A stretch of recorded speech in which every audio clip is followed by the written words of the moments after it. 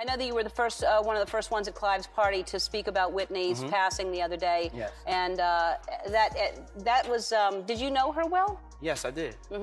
I actually, when I was growing up in the music industry before I had success, I somehow got on her wedding invitation. Why does Diddy's name keep surfacing in some of the most chilling theories about high-profile celebrity deaths and strange behavior in Hollywood? Lately, internet sleuths are pointing to something curious. When you look closely at how Diddy spoke about Whitney Houston, it almost feels like he knew more than he let on. And according to the theories floating around, everything seems to lead back to one person. If you've been following the clues, you probably already know who that is.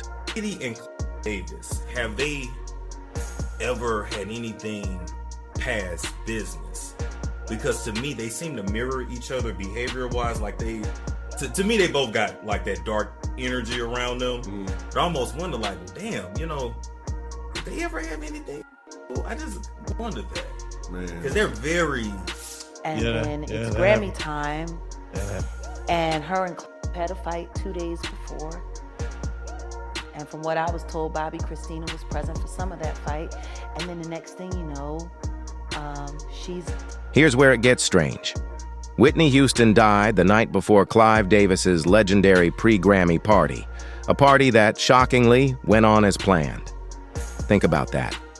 Her lifeless body was still upstairs in the hotel bathtub while the celebration continued downstairs. Why didn't Clive call it off? Why would the man who helped shape her career act as if nothing had happened? Now, enter Diddy.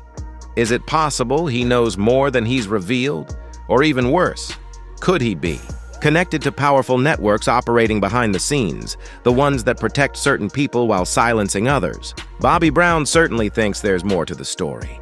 He's publicly said he believes foul play was involved not just in Whitney's death, but also in their daughter, Bobby Christina's. He's even pointed the finger at Nick Gordon, Christina's ex, as being involved in both tragedies. The pattern is disturbing and the questions keep piling up. I want the world to know that Bobby Christina did not die from the bathtub incident. That's not what killed Bobby Christina. What killed Bobby Christina? Bobby Christina was starved to death. Do you approach that? He knows what happened. I don't know what happened that night, but he does. You walk through that door and you see her much like you saw Whitney. It was literally, it was a nightmare all over. And according to insiders, Bobby Brown doesn't believe Nick Gordon acted alone. He's hinted that this situation runs much deeper. In fact, Whitney Houston's name recently came up in legal proceedings involving Diddy. During a trial, Diddy's former assistant Capricorn Clark compared Cassie to iconic vocalists, saying, "Talent to me is Whitney Houston, Mariah Carey." Later, during cross-examination, Diddy's lawyer brought up the night he allegedly overdosed on opioids in February 2012, right around the time Whitney died. Cassie said, "I believe so. That night we had a freak-off, went to a club in San Bernardino, and then partied at the Playboy Mansion. I went home, but he told me he took a strong opioid. We ended up taking him to the hospital." Now, why is Whitney's name even being brought up in that context? Coincidence or something more? Remember, Whitney was found submerged in a bathtub at the Beverly Hilton. The official report claimed it was accidental drowning, with small traces of cocaine, marijuana, and prescription meds. Authorities initially said a heart attack might have caused her to lose consciousness and drown, but the coroner found no sign of cardiac arrest. Even stranger, the water in her lungs wasn't consistent with a typical drowning, raising the possibility that she may have already been unconscious or worse before being placed in the tub. So what really happened? And who might be involved? Despite Diddy's public tributes to Whitney, including an emotional appearance on Ellen, many now question whether their relationship was even genuine. Some insiders claim Whitney actually distrusted Diddy, believing he was deeply tied to the Hollywood machine she was trying to escape.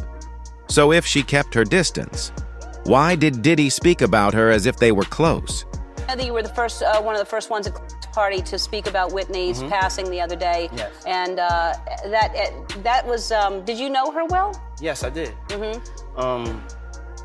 I actually, when I was growing up in the music industry before I had success, I somehow got on her wedding invitation. So I was at her wedding, but I didn't really know her, but it was like the hottest thing in town for the music industry, but I didn't crash the party somehow. You know, I was a hustler. I got my name on there, me plus one. I went there, and I was just like, oh my God, man, Whitney Houston's wedding.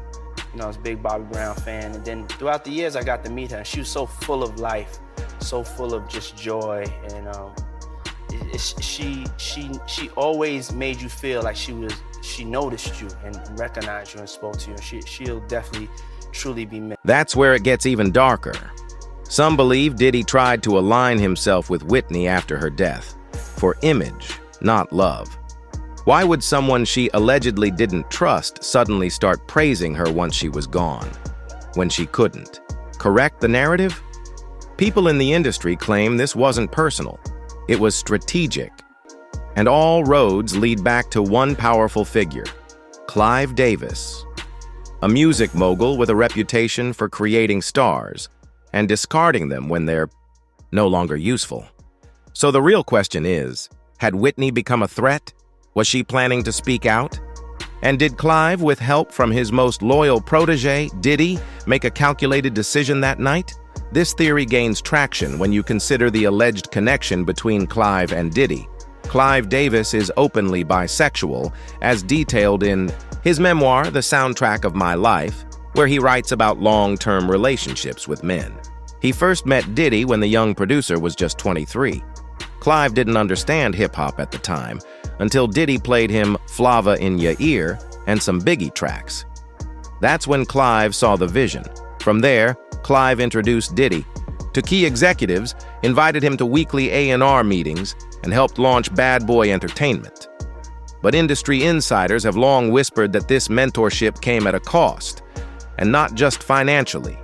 The darkest theory? That Clive made Diddy his enforcer, someone who protected the brand, cleaned up messes, and silenced threats. And tragically, some believe Whitney Houston may have become one of those threats.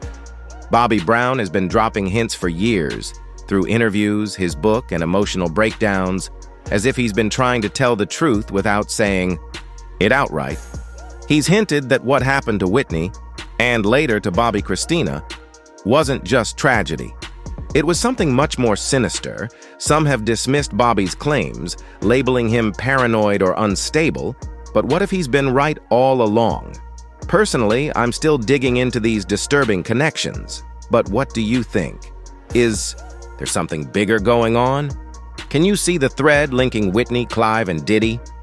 Drop your thoughts in the comments, because this story, it's far from over.